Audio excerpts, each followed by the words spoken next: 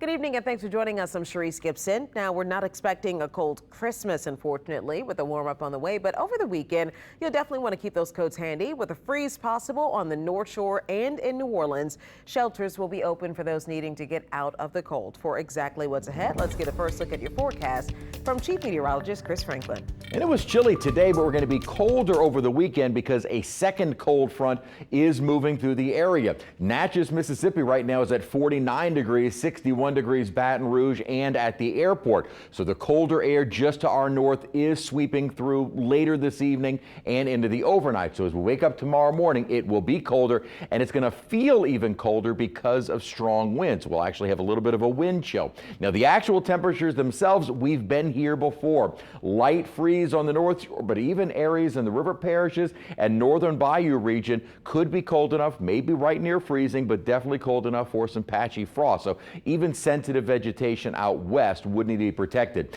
In the metro area, not as much of an issue, but we'll be in the 30s, and it's certainly going to feel even colder when you factor in those winds early tomorrow morning. We'll still be cold on Sunday before we start that warming trend as we've been talking about. So the impacts for tomorrow morning, the widespread light freeze. This is not pipe weather, and then not really an issue as much around the light blue areas highlighted, river parishes, bayou, but with the potential for frost, usually sensitive vegetation would need to be protected. We'll have a repeat on Sunday morning before we start our warming trend building up to next week and right through Christmas Day. A lot happening in the next 5 days. We'll go from some upper 20s back to the lower 70s.